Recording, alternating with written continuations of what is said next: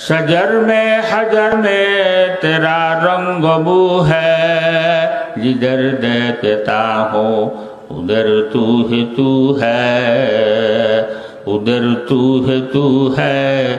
देखबा তুমি যেই জিনিসের দিকে তাকাও ওই জিনিসের মধ্যে ওই জিনিসের বানানোওয়ালা খোদাকে দেখবা। হে আল্লাহ, আমার কলব থেকে আপনি ব্যতীত যাহা কিছু আছে সবগুলো বের করে আমার পেটের পিছনে ফেলে দিলাম। যখন বান্দা জমিনের উপর বসে কলমা তৈবা জিকির আরম্ভ করে, আল্লাহ তাআলার আরশের নিচে একটা খুঁটি আছে যার নাম হলো তৈয়ব। ওই তার জিকিরের তালে তালে তৈয়ব খুঁটিটো হেলতে থাকে। আল্লাহ তাআলা বলে, হে আমার ফেরেশতারা, তোমরা সাক্ষী থাকো, আমার অমুক বান্দার জীবনের সমস্ত গুনাহগুলো মাফ করে দিলাম। সেদিন আল্লাহর বান্দারা বলতেছেন, আজকে কি এক জুস্তনে তাই কর দিয়া কিসা তামাম, আজকে কি এক জুস্তনে তাই কর দিয়া কিসা তামাম, इस जमीन व आसमां को आसरा समझाता मैं। আল্লাহ তাআলার মহব্বতের আশকের এক লাফে মানুষকে জমি থেকে আল্লাহর আরশের মধ্যে নিয়ে যায়। গাহে বড় সুরত লাইলা বরামদ, গাহে বড় সুরত লাইলা বরামদ, গাহে বড় সুরত মজনু বরামদ। আল্লাহ তাআলার রহমত কোনো সময় লাইলের বেশে আর কোনো সময় মজনুর বেশে আমাদের ঘরের দুয়ারে দুয়ারে এসে আমাদেরকে ডাকতেছে, হে আমার বান্দারা, গুণের সাগরের মধ্যে ডুবে গিয়েছ, হাবুডু বোকাচ্ছ, তোমার গুণগুলো মাফ করার জন্য এসেছে, আমার কাছে চাও। কর্জের মধ্যে ডুবে গিয়েছ, তোমাকে আমি কর্জ থেকে মুক্তি দেওয়ার জন্য এসেছে, আমার কাছে চাও। রিজিকের তঙ্গের মধ্যে পড়ে গেছ, তোমাকে আমি রিজিক দেওয়ার জন্য এসেছি, আমার কাছে যাও। মামলা মকদ্দমার মধ্যে ফেঁসে গেছ, তোমাকে মামলা মকদ্দমার থেকে রেহাই দেওয়ার জন্য এসেছি, আমার কাছে যাও। শেখ ফরিউদ্দিন আত্তার রহমতুল্লাহ আলাইহি কত বড় বুজুর্গ ছিলেন। ওনারা আমাদের প্রশংসার মুখাপেক্ষী নয়। ওই যুগের সর্বশ্রেষ্ঠ আলেম, সর্বশ্রেষ্ঠ বুজুর্গ হযরত জালালউদ্দিন রুমি রহমতুল্লাহ আলাইহি উনি লিখেন, শেখ ফরিউদ্দিন আত্তার রহমতুল্লাহ আলাইহি একটা কিতাব লিখেছেন, কিতাবটার নাম হলো পন্দানামা। উনি বলতেছেন, আমি পন্দানামা কিতাবটা শুরু থেকে শেষ পর্যন্ত তেলাওয়াত করেছি। তেলাওয়াত করার পর উনি লিখতেছেন, শেখ ফরিউদ্দিন আত্তার রহমতুল্লাহ আলাইহি আল্লাহ তাআলার মারফতের 7 শহর সায়ের করে চলে গেছেন। এখনো আমি জালালউদ্দিন রুমি প্রথম শহরের প্রথম গলির মধ্যে। তো জালালউদ্দিন রুমি রহমতুল্লাহ আলাইহি কত বড় বুজুর্গ ছিলেন, তারা ওনার বই পুস্তক পড়ছেন, তারা বুঝতে পারবেন। তো উনি যার প্রশংসা করতেছেন, তাই উনি কত বড় বুজুর্গ হবে। শেখ ফরিউদ্দিন আত্তার রহমতুল্লাহ আলাইহি জীবনের মধ্যে লিখতেছেন, ওনার জীবনে কোনোদিন এই নামাজ কাজা হয়নি, তাহাজ্জুদ কোনোদিন ছুটে নাই। 24 ঘন্টা আল্লাহর জিকিরের মধ্যে থাকতেন, আল্লাহর স্মরণের মধ্যে থাকতেন। ওনার প্রত্যেক নিঃশ্বাস থেকে আল্লাহর জিকিরের আওয়াজ বের হতো, প্রত্যেক রক্তের ফোঁটার থেকে আল্লাহর জিকিরের আওয়াজ বের হতো। তাই দেখেন, জিনার কোনোদিন নামাজ ছুটে নাই, তাহাজ্জুদ ছুটে নাই, 24 ঘন্টা আল্লাহর জিকিরের মধ্যে থাকতেন। তাই ওনাদের কাছে কতগুলো সওয়াবের পাহাড়, সওয়াবের পাহাড় না, এতগুলো সওয়াবের অধিকারী হওয়া সত্ত্বেও দেখেন কিভাবে তাদের দিলের মধ্যে আল্লাহর ভয় ছিল। শেষ রাত্রে উঠে এই নিজেকে নিজে বলতেছে, হে শেখ ফরিদ, তুমি যদি এখন মৃত্যুবরণ করো তো তোমাকে আল্লাহ তাআলার সামনে হাজির করা হবে। আল্লাহর সামনে হাজির করা হলে আল্লাহ তাআলা তোমাকে জিজ্ঞেস করবে, হে শেখ ফরিদ, তুমি আমার অগণিত নিয়ামত ব্যবহার করেছো, এমনকি তোমার মাথার চুলইতে ফায়ের তালু পর্যন্ত তোমার বলতে পারবে যে সেরকম কোনো জিনিস তোমার কাছে নাই। সবগুলো আমার দেওয়া নিয়ামত ব্যবহার করেছো। আমার দেওয়া ৬৭ বছর দামি হায়াত তুমি খরচ করেছো, এগুলোর পরিবর্তে তুমি আমার জন্য কি নিয়ে এসেছো? শেখ ফরিদ নিজেকে নিজে বলতেছে যে আল্লাহ তাআলা যদি তোমার কাছে জিজ্ঞেস করে আমার জন্য কি নিয়ে এসেছো, এসেছটা তুই কাঁদতেছে। তूने कूका रियो माबद कर दाएम जुर्म बे अंदाजा बेहद कर दाएम। যদি আল্লাহ আমার পিছের হায়াতের দিকে যদি আমি তাকাই, একটা নেকিও আমি তালাশ করে পাচ্ছি না যে যেই নেকিটা আমি আপনার সামনে পেশ করব। এই বলে কাঁদতেছে দেখে যাদের জীবনের নামাজ ছুটে নাই, তাহাজ্জুদ ছুটে নাই, 24 ঘন্টা আল্লাহর জিকিরের মধ্যে থাকতেন, এরা যদি এইভাবে আল্লাহর দরবারে কান্নাকাটি করে, তুনে কোকা রিও মাবদ কর দায়েম जुर्म बे अंदाजा बेहद कर दाएम। যদি আল্লাহ আপনার রাজির কাজ একটাও করতে পারে নাই, নারাজির কাজ একটাও ছাড়ি নাই, এভাবে কাঁদতেছে দেখে যারা 24 ঘন্টা আল্লাহর জিকিরের মধ্যে থাকতেন, যাদের প্রত্যেক নিঃশ্বাস থেকে আল্লাহর জিকিরের আওয়াজ বের হতো, তাইলে তারা যদি এইভাবে আল্লাহর দরবারে কাঁদতে হয়, ভাই আমাদের তো সওয়াব নাই বললেও মিথ্যা হবে না। আমাদের কাছে সওয়াব নাই বললে মিথ্যা হবে? কার কাছে কয়টা সওয়াব আছে? যেগুলো টুড়াফাটা করতেছেন ওগুলো কবুল হয়েছে কয়টা? কথা বুঝে আসছে? কবুল হবার পরে না ওগুলার দাম কয়টা কবুল হয়েছে কেউ জানি? আর আমাদের কাছে সওয়াব নাই বললে এটা মিথ্যা হবে?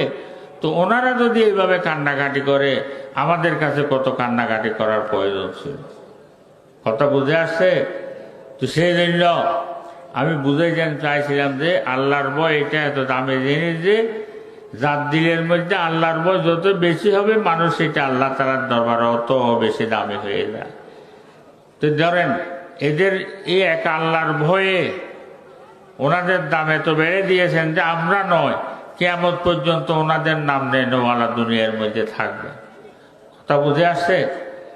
তো মানুষের শরীরের মধ্যে যেভাবে রোগ হয়, ওইভাবে মানুষের কলবের মধ্যেও রোগ হয়।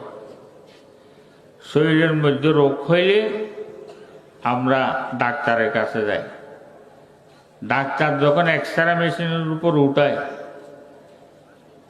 রিপোর্ট বের হওয়ার পর, রিপোর্ট ডাক্তার দেখার পর রোগ ধরা পড়ে, বলতেছে তোমাকে ক্যান্সারে খেয়ে জোল বানায় ফেলছে।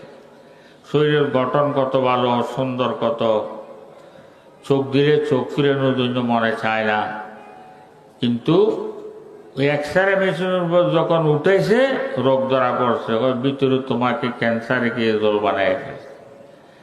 যেভাবে শরীরের মধ্যে রোগ হয়, ওইভাবে কলবের মধ্যেও রোগ হয়। হাদিস শরীফের মধ্যে আছে, বান্দা একটা গুনাহ করে কলবের মধ্যে একটা কালো দাগ হয়, একটা গুনাহ করে কলবের মধ্যে একটা কালো দাগ হয়। এভাবে দাগ হতে হতে পুরো কলবটা কালো হয়ে যায়। যখন কলব কালো হয়ে যায়, ভালো জিনিস আর একটাও ভালো লাগে না, রোগান্বিত হয়ে গেছে। তো এই কলবের মধ্যে যখন রোগ হয়, কলবের ডাক্তারদের কাছে যাইতে হবে। তো কলবের ডাক্তারদের কাছে যখন যাবেন, ওনাদের এক্সরে মেশিনের উপর যখন আপনাকে উঠানো হবে, ওই সময় রোগ ধরা পড়বে। আপনার কলবকে হাসদ, বগজ, কিবির, তাকাব্বুর, অহংকার, আল্লাহর নাফরমানি, গীবত, শিকায়ত, শিরিক, বেদাত, এগুলোই খেয়ে আপনার কলবকে কালো বানিয়ে ফেলছে। যখন কালো হয়ে গেছে, আর ভালো জিনিস একটাও ভালো, নামাজ পড়ার জন্য বললে ভালো লাগে না, রোজা রাখার জন্য বললে ভালো লাগে না, হজ করার জন্য বললে ভালো লাগে না, তাহাজ্জুদ পড়ার জন্য বললে ভালো লাগে না, জিকির করার জন্য বললে ভালো লাগে না, আওয়াবিন পড়ার জন্য বললে ভালো লাগে না, আল্লাহ নারাজির কাজ দেখলে দৌড়ে, গানের কথা বললে দৌড় দে। তো বুঝতে হবে ও কলম রোগান্বিত হয়ে গেছে। তো চিকিৎসা দিচ্ছেন একদম ফ্রি। তখন রোগ ধরা পড়ছে, চিকিৎসা দিচ্ছে একদম ফ্রি। শেষ রাত্রে উঠে 12 তসবিহ জিকির করো। 12 তসবিহ জিকির করার নিয়ম হলো যে রাতের 3 ভাগের 2 ভাগ অতিবাহিত হওয়ার পর শেষ রাত্রে উঠবেন। শেষ রাত্রে উঠে তাহাজ্জুদের নামাজ পড়বেন। কমের মধ্যে 4 রাকাত, বেশির মধ্যে 12 রাকাত। এই তাহাজ্জুদের নামাজ পড়ে পশ্চিম মুখ করে বসবেন। পশ্চিম মুখ করে বসে 3 বার ইস্তেগফার পড়বেন, 3 বার দুরূদ শরীফ পড়বেন। এরপর লা ইলাহা ইল্লাল্লাহ, লা ইলাহা ইল্লাল্লাহ, লা ইলাহা ইল্লাল্লাহু মুহাম্মাদুর রাসূলুল্লাহ সাল্লাল্লাহু আলাইহি ওয়াসাল্লাম। লা ইলাহা ইল্লাল্লাহ, লা ইলাহা ইল্লাল্লাহ 200 বার করতে হবে। লা ইলাহা বলার সময় মনে মনে খেয়াল করতে হবে, হে আল্লাহ, আমার কলব থেকে আপনি ব্যতীত যাহা কিছু আছে সবগুলো বের করে আমার পেটের পিছনে ফেলে দিলাম। লা ইলাহা ইল্লাল্লাহ, ইল্লাল্লাহ বলার সময় মনে মনে খেয়াল করতে হবে, হে আল্লাহ, আপনাকে আমার কলবের মধ্যে জায়গা দিলাম। এভাবে খেয়াল করে করে 200 বার করতে হবে।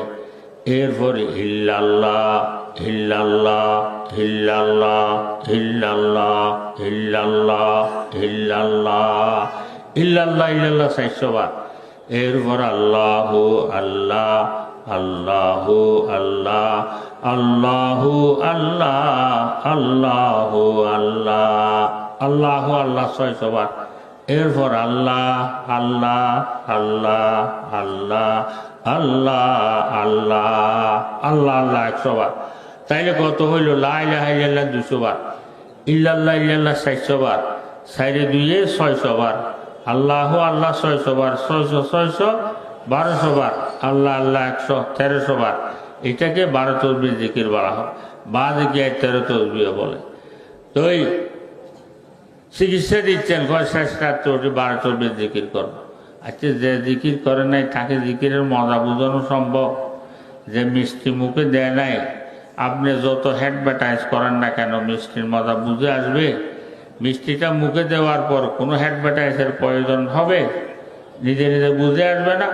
মিষ্টিটা খাওয়ার পর তার কাছে গিয়ে যদি আপনি জিজ্ঞেস করেন, বাবা তুমি তো মিষ্টিটা খাইলে, মজাটা কোন ধরনের আমাকে একটু বুঝে বলো, বুঝে বলতে পারবে? কিন্তু কতগুলো জিনিস আছে মজা যে খায় সে উপভোগ করতে পারে, এগুলো কাউকে বুঝাইতে পারে না। এও যে জিকির করে নাই তাকে জিকিরের মজা বোঝানো সম্ভব না। যারা জিকির করে মজা বুঝে আসছে ওগুলো কাউকে বলার জিনিসও নয়। তারপরেও আমাদের বুজুর্গরা আমাদেরকে বোঝানোর জন্য চেষ্টা করতেছে, হে দুনিয়ার মানুষেরা, তোমাদের কাছে যদি 12 তসবিহ জিকিরের মজা বুঝে না আসে, কত পরীক্ষামূলক ভাবে হলো 41 দিন না ছুটে মতো তুমি 12 তসবিহ জিকির করে দেখো। তো 41 দিন না ছুটে মতো 12 তসবিহ জিকির করলে ফায়দা কি হবে? হাজার মে সজর মে তেরা রঙ্গ বু হ্যায়, सजर में हजर में तेरा रंग बू है, जिधर देखता हूँ उधर तू ही तू है, उधर तू है तू है, इधर तू है तू है, जिधर देखता हूँ उधर तू है तू है। 100 दिन পর দেখবা তুমি যেই জিনিসের দিকে তাকাও ওই জিনিসের মধ্যে ওই জিনিসের বানানোওয়ালা কোথাকে দেখবা। কথা বুঝে আসছে? এই জমিনের উপর বসে আল্লাহ জিকিরে মানুষকে আল্লাহ তাআলার করিব নিয়ে যায়। যখন জমিনের উপর বসে বান্দা কলমায়ে তয়্যিবা জিকির আরম্ভ করে, লা ইলাহা ইল্লাল্লাহ, লা ইলাহা ইল্লাল্লাহ, লা ইলাহা ইল্লাল্লাহু মুহাম্মাদুর